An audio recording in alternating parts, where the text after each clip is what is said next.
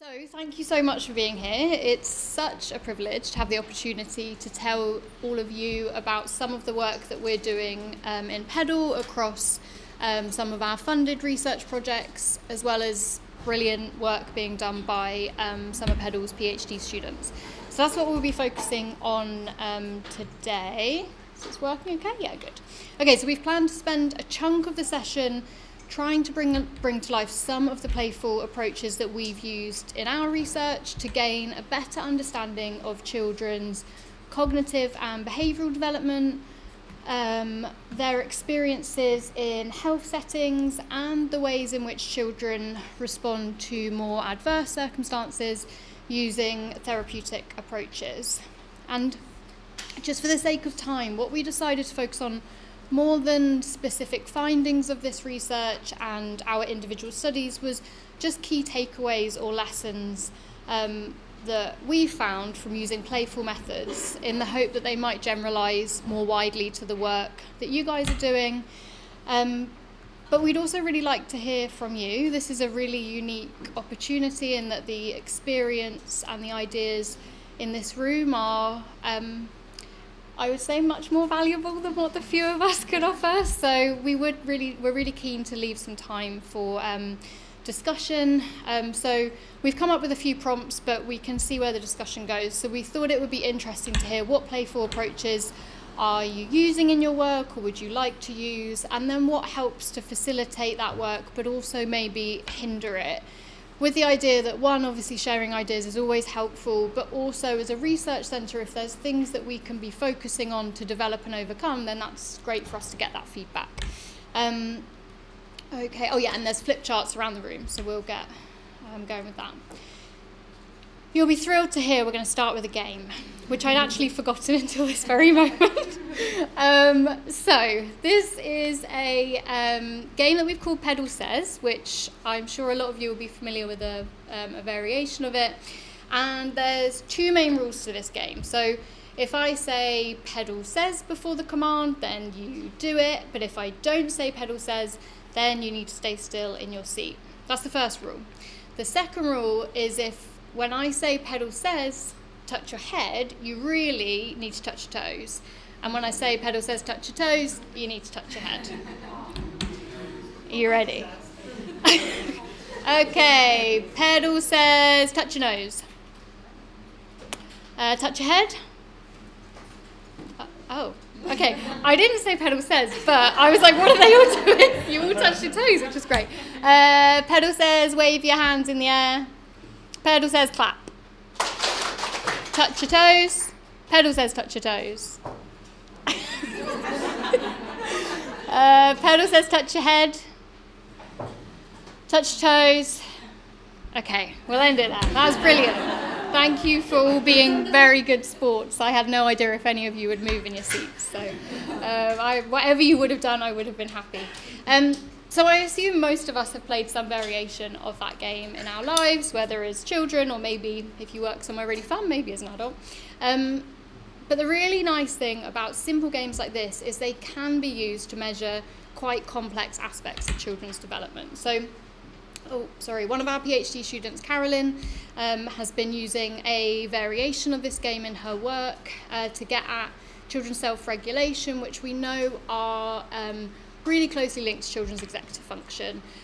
So a task like we just played, like Pedal Says, it requires children to use their executive function skills by paying attention to the instructions being given, by using their working memory to remember and to put into use the rules of the game. It requires their inhibitory control by going against that natural response to follow every command that's being said. And in more complex versions of this game, those rule switches that I said happen midway through, and so that requires the child's ability to shift tasks as the rules of the game change. So a really simple game is capturing all of that skill from the child. And so Carolyn has been using a version of this in her work called Heads, Toes, Knees, Shoulders, which I always have to read. I have not been able to remember that muddled up version.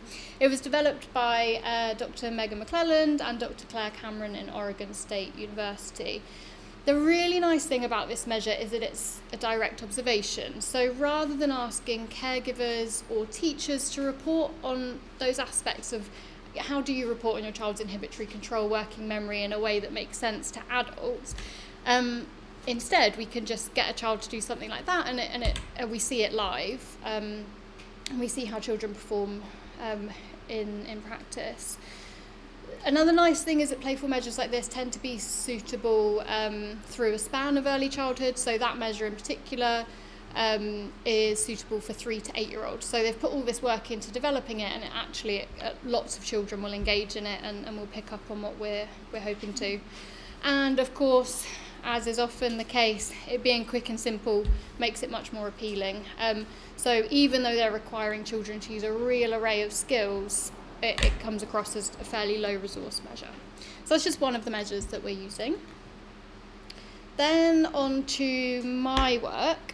So as part of my PhD, I was working on a study where we were asking parents, caregivers and educators to report on the behaviour of the 3 and 4 year olds in their care.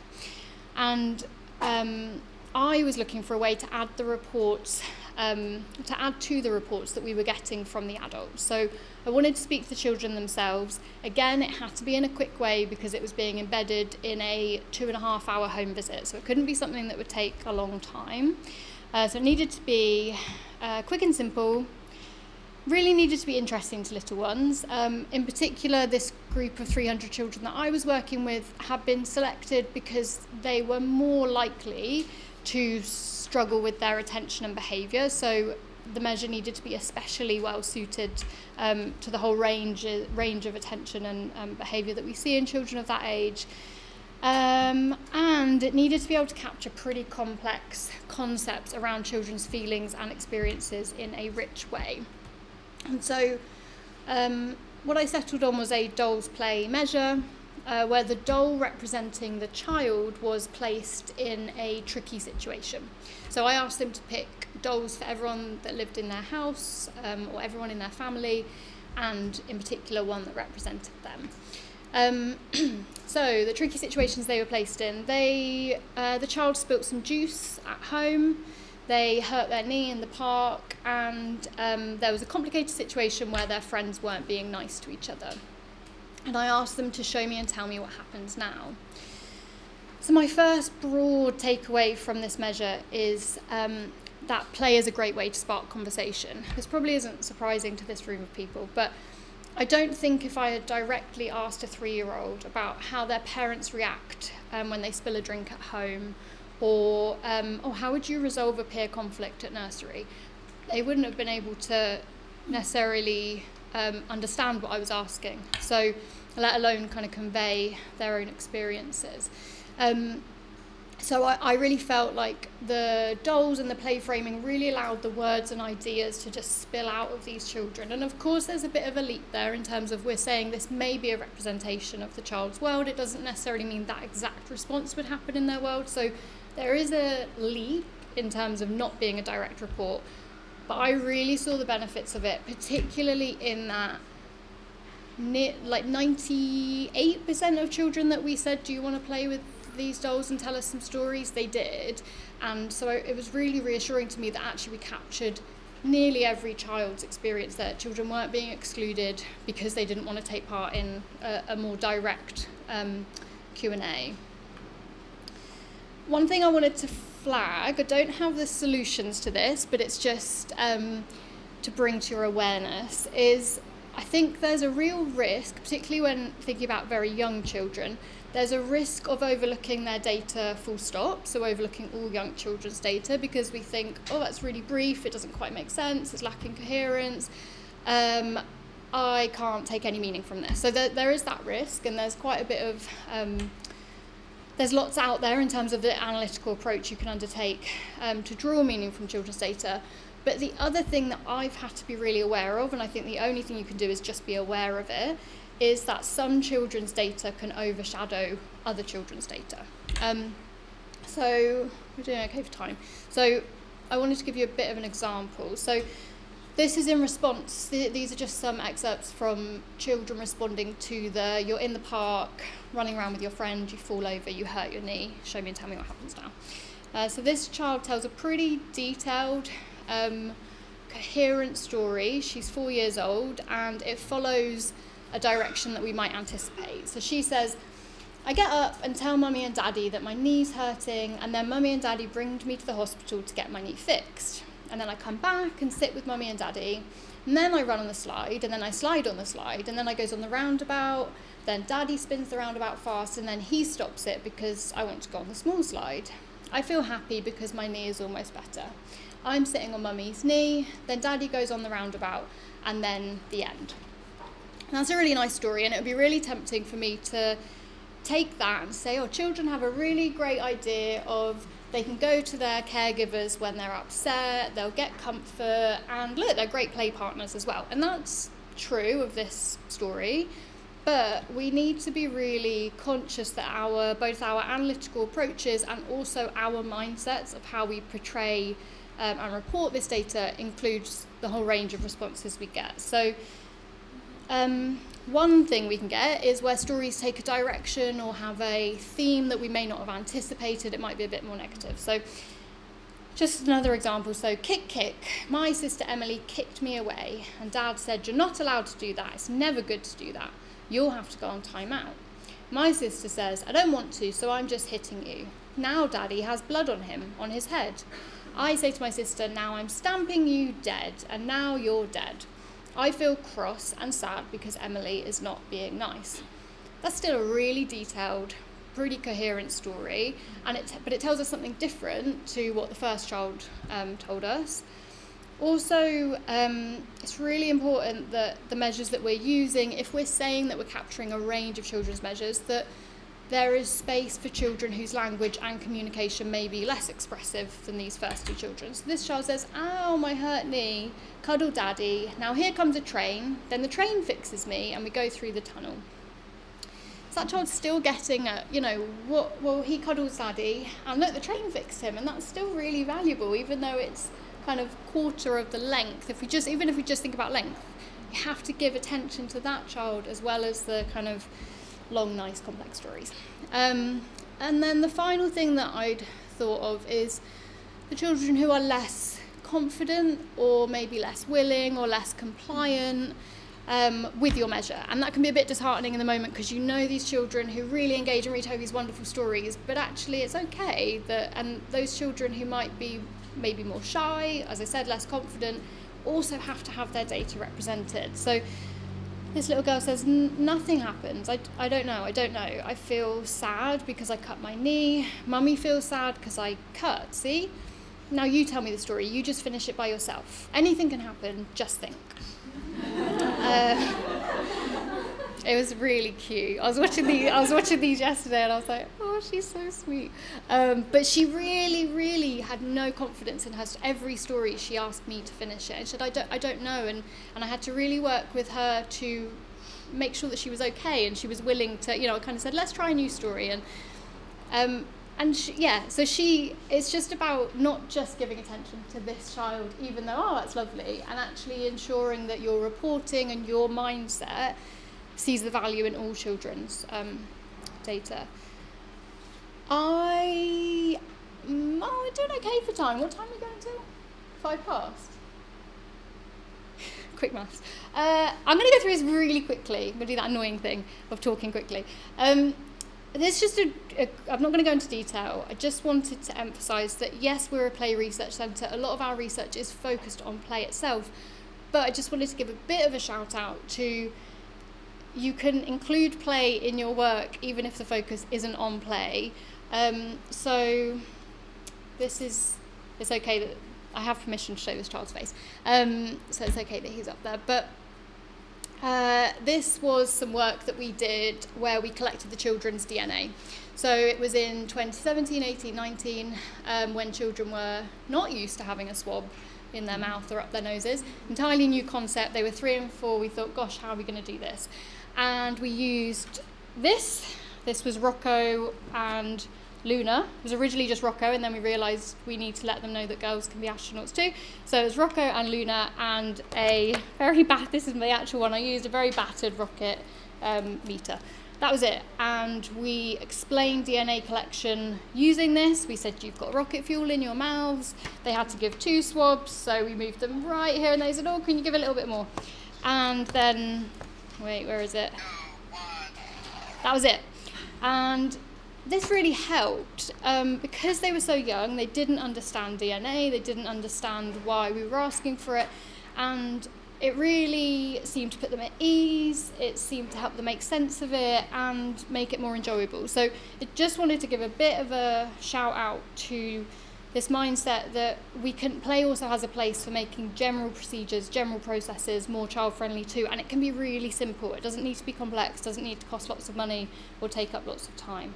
And of course, who would have known that experience would become so useful, and then we would be putting out things in 2020 about use play to collect your child's swab.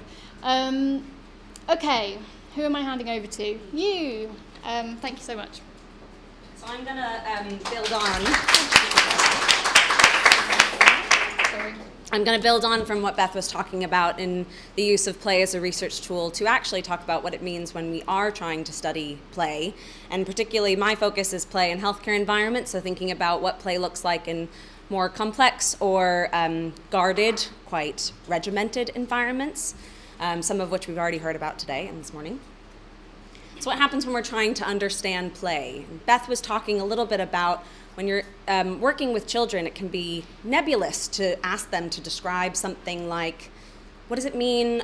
What kind of behaviors are we talking about? What is the mental health aspects of your lives? We can't always expect children, or adults for that matter, to be able to describe those things to us. And actually something similar happens with play. What do we mean when we're talking about play? And how can we expect children to describe that to us?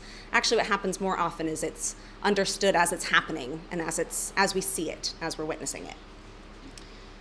So there's lots of different ways that people define play, but one way of defining it is what children and young people do when they follow their own ideas and interests in their own way for their own reasons.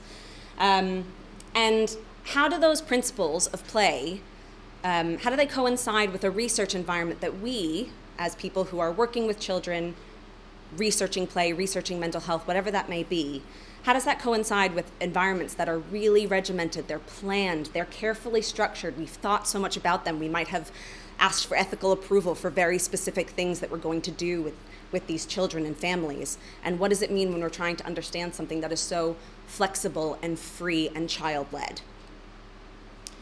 So it's not that play is inaccessible. I watched all of you play, not Simon Says, Petal Says. I watched you all do it. Play is accessible to us. But actually sometimes what happens is when we're trying to understand it, to see what's behind it all, we might have forgotten how to see it. And that's what I'm going to try and talk about today.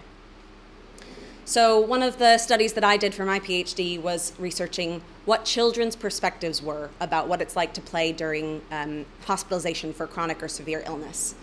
And I went into the hospital and worked with children with a variety of playful methods, trying to use play as a research tool to understand play. And one way of doing that is something called a mosaic approach. And many of you might have heard about this before, but it's basically an approach to listen to and respond to young children, drawing together different expressive pieces, what Clark and Moss, who developed this approach, called tiles that bring together a broader picture or a mosaic that try to help elucidate children's broader perspectives, even if they're not maybe verbally expressing something or filling out a survey, things like that, that might be more comprehensive to us. And just a reminder that this is a toolkit. Not all the same playful approaches work for every child, depending on their age, their ability, their interests, how much sleep they got that night. All sorts of things can determine what children are going to be willing and able to engage in. So in my study, for example, there were moments that for some children, I talked to them verbally and asked them interview questions, and that was sufficient. For other children, they had opportunities to draw, to tell a story, and then I also adapted an approach that Beth referred to, kind of a story STEM methodology, where I brought in wooden figurines into the hospital, and the child, each child was given an animal wooden figurine and had an opportunity to talk about a character. If they saw that character, this chicken is spending their first day in the hospital and they really want to play. They're not sure what to do. What do you think that they should do today? And offering them an opportunity to give advice that's not necessarily about them, but elucidates their perspectives. So all of these things were the playful methods that I incorporated into my research. And of course, as tends to happen, the best laid plans sometimes work and often don't. And so what I want to call attention to is being mindful for us as those who work with these groups, with children, with families, whoever it might be, for us to be able to be open-minded and expect the unexpected. So this child that I was interviewing, you can see my array of different methodologies that I had at my disposal to elicit this child's perspectives. There was the crayons and the notebook, there were the wooden figurines, and I had all of these plans of what I was trying to do to play with this child to get his perspectives on being in hospital. But actually, he had a sword, and that sword was the best toy that he had that day, and it's all he wanted to use. And so he brought that sword and was kind of answering questions, not really, but then suddenly that sword became a door. And he said to his mother, I want you keep the people on that side because this is a door that says staff only. And he was having so much fun as his mom really quickly engaged in the play, trying to have people come in, knocking on the door, and he was saying staff only and giggling and loved pushing people out of the room. But it also provided, in that moment of play, even though it was not what I had planned for at all, it provided a moment for me to say, well, who is allowed in the staff room? He told me doctors and nurses were allowed in the staff room. And I said, are there any rooms that are just for children only at the hospital? And he said, no. Anywhere that children can go, doctors can go too. That's really, really interesting. That's so valuable. That's not something he might have answered to my question about what is it like to be in hospital today. But through his own play narrative and his own play path, he offered an opportunity for me and his mother to engage in the play that he was getting into on his own terms and understand something about the world that he was living in and perceiving in that moment. It was a really valuable learning opportunity. So I just want to remind us to think that children are participants in play. They're not recipients of play. And in these moments, even when we are utilizing play for our work, for our research, to involve children and make sure that we are learning from them, they really are play experts at the end of the day, and there's so much that we can learn from them that's valuable. And sometimes what that might require is us as the investigators, the instigators, the people providing an intervention to relinquish a little bit of control in that space, which is unfamiliar to a lot of us in this room. But being able to say, there's something that I can learn here from this moment that I didn't plan, that I didn't foresee, and that happens a lot in play. And it's worthwhile and valuable for us to pay attention to that. And that we can remember how to see play. I wish that I hadn't written engage. I wish that I had just said play along, because that's really what I mean, is just get involved in the play that's there and happening in that moment. It's valuable even when it's not something that you plan for. And we'll pass it over to Sydney.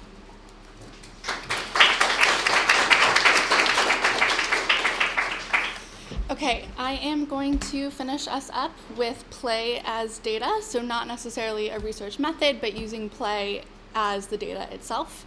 I started as a play therapist. I was working in the US using play therapy with children, and then lockdown happened and no longer a playroom was accessible, so we moved online.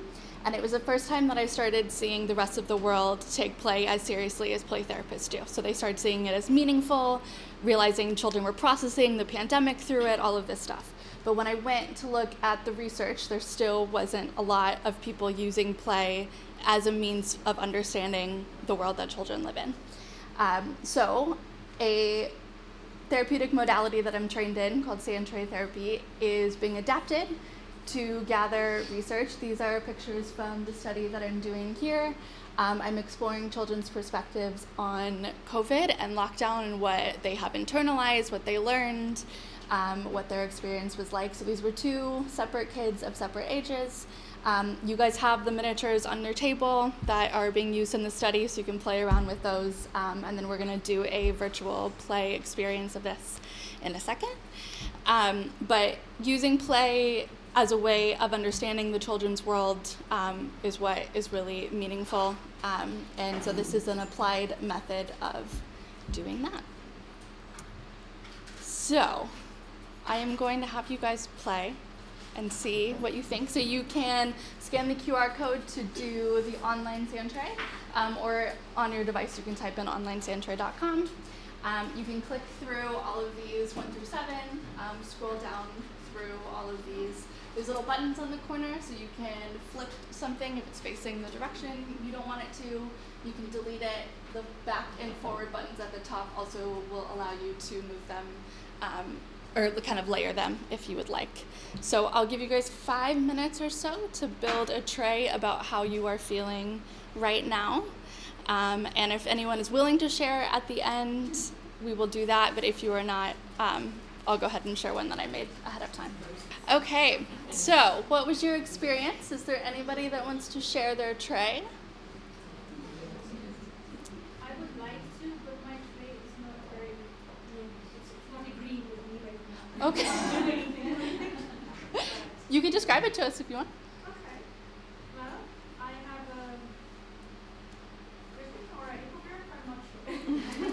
Something untamed. Okay. Then I have a dragon. Also, you see there's a theme here. I have a tornado in the middle. And to distill it, I have a map and a calm home, which is where I want to be, I think eventually. But right now it's that. It's untamed and it's loose. Yeah. Thank you for sharing. Anybody else want to share? No? Okay. So there are some processing questions that go along with this when I do it physically in the sand tray, like the pictures you saw before. I ask the child what the title of the tray is. I ask the story that's happening, and if there's anything that they would like to add or finish about it. These are adopted from how sand tray therapy goes, but because this is research and not therapy, some of the questions have been left out just so we don't get into anything too heavy, and keep it research-oriented and not therapy-oriented. And part of the reason that we do that, so this was another example from the research that I'm doing where there was a lot of little army men fighting. And my assumption, because I was asking them about their experience of lockdown, was that the army people were fighting COVID, right? Because my assumptions was the army people represent fighting. And so I asked the child, just double checking that I got that accurately, and they said, no, I just used it because you had the most of them, right? So I think part of the hesitation people have around play is how literally do I take it? Am I equipped to understand what the child is saying? So that's why using these sorts of questions and kind of having them explain the play allows us to sort of verify that and make sure we're not adding our own projections on top of it. And I think that is it.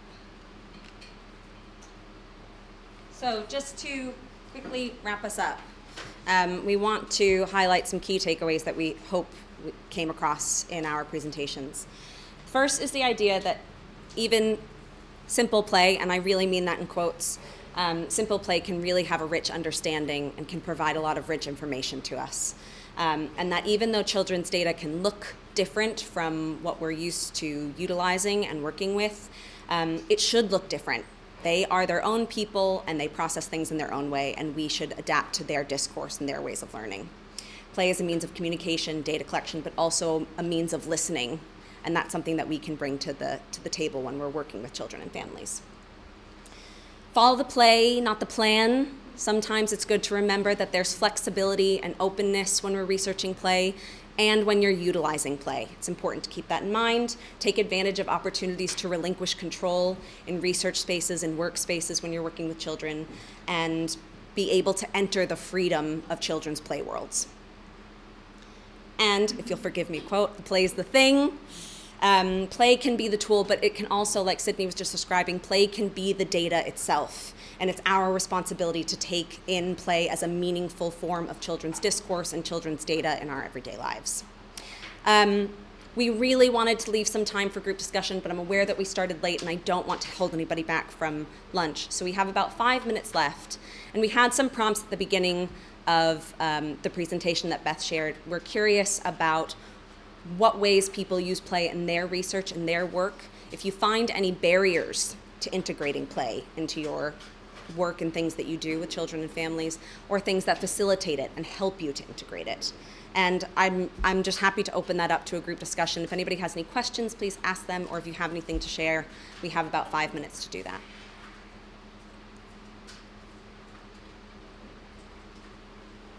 Yeah. So I have a question. Yeah. I think there's a lot of sort of rich qualitative data that comes out when children are expressing themselves through digital tools or when you're observing them. The concept is this processing it and drawing something beautiful out of many stories, for instance. So is there something you can say around that? Yeah. To Yeah, absolutely. I'll start, but please jump in. There are different methods of analyzing qualitative data, and a lot of the methods that we use through thematic analysis or interpretive phenomenological analysis, different types of methods that we can use, a lot of them are based on adult data.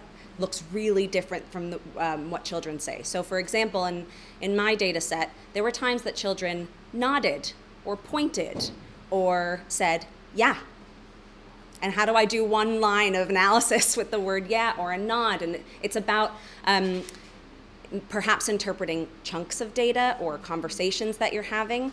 But I think the other thing that's really valuable that I've learned through this process is remembering to steep it in children's experiences. So rather than our experiences, like Sydney was describing, of what we're anticipating to get out of the data. You know, we might be anticipating hearing children talk about fighting COVID, or in the hospital I might anticipate hearing children talk about how difficult it is to play. But then when a child is expressing something that's so exciting about who they love to play with while they're hospitalized and bedridden, that's really valuable data, even if it goes against our expectations. So I think it's about one of the main ways I can suggest is really trying to remember to steep it in the children's data and what they're trying to express. I don't know if you guys have any other thoughts. Yeah, a couple of other thoughts. One thing we found in a different city where we were interviewing reception children, because they were 4, and one approach we took was line by line reading. So taking every single line that the child says as trying to or worth analysing, and that was because, like, I tried to evidence you just overlook stuff. If the child gives a 3-word answer versus a 20-word answer, you're more drawn to it. So we found the line by line coding really worked because we were grouping them by theme. So even the tiniest, like, 2-word answers, when you saw them together and saw how those themes acted across those 50 children, it was really clear to see. That's one thought, it's not a solution. But the other thing that I think, and I think there's probably chapter to this more, is acknowledging that we do have as qualitative researchers, we do have an influence in what comes through. People often say, like, oh, what themes are going to come through, as if it's like a magical thing. No, it's us deriving themes. There's something you can get children to validate what you said, what you derived, and that's one solution. But I think it's just about acknowledging your role in that, and that I think it's a worry when people act as if that's what children have told them. Those themes are, it's not, it's what we derive from their data. So I think it comes a lot faster. Yeah, yeah, it's a really good point. Any other thoughts, questions? Yeah. I'm just wondering, my name is Kim. I work with refugee children who speak like a combination of 10, 15 languages. I'm just wondering whether you have any experience or, have ever done observing children play, but non-verbal, but in an interactive manner. I haven't really studied this, but what I saw was that at the beginning of the school, when children first came to school, and you don't speak the language of the school, because I come from Malaysia, so most of our refugees come from different parts of the world, but mostly from Myanmar. But in Myanmar alone, there are 20 different ethnic languages. So when you come to school, we also have indigenous children who do not speak Malaysian language. And it was this very beautiful thing that I saw between an indigenous child and a refugee child. They were playing, and they were playing Legos. Yeah. And I was thinking, that's wonderful. You've only, like, at the start of school, we go to all these different classrooms, look at all these diverse culture, but how do we code them? But it was beautiful. The only thing is, how do I capture the data and how do I analyze it? Yeah. I will say, I think it's a really good reminder that behavioral data is so valuable, and that even though verbal data makes a lot of sense to us and is easy to quantify and qualify, behavioral data is so important. And I think that happens a lot with children. It's also a good reminder that play is a way that children communicate. We tend to rely on verbal communication, but play in and of itself is a form of communication, and you can see it happen, again, when it's happening. It's hard to then qualify or quantify why that's so valuable, but in that moment you can see that people are engaged, children are engaging with one another and communicating even with language barriers or even without words. Does anyone else have experience working with children in that kind of capacity, nonverbal coding or language barriers, and looking at play in that kind of perspective? So actually, yes, I think, well, I don't know, but like one, I don't know if this is exactly sort of relevant, because it is still sort of, we're still using the tool to kind of access how kids are feeling. But when there is a language barrier, I don't know if you've seen the blob tree and kind of the tree people diagram. It's blobby people doing different things on a tree. And somebody's climbing, somebody's helping, somebody's happy, somebody's swinging, somebody's looking at us a little bit. So just in terms of, I think that's just something that's helped us sometimes establish a baseline of how kids are feeling when we're starting out. I'd love to talk to you girls who work with some groups of children, but it's just one way of helping to see where they are when they're starting out. Absolutely. Then, Absolutely. Yeah. Thank you all so much. Thank you for coming and sharing with us. We're more than happy to stick around and chat to anyone who's interested in learning a little bit more about our research. But thank you for coming. Have a wonderful lunch, and we'll see you this afternoon.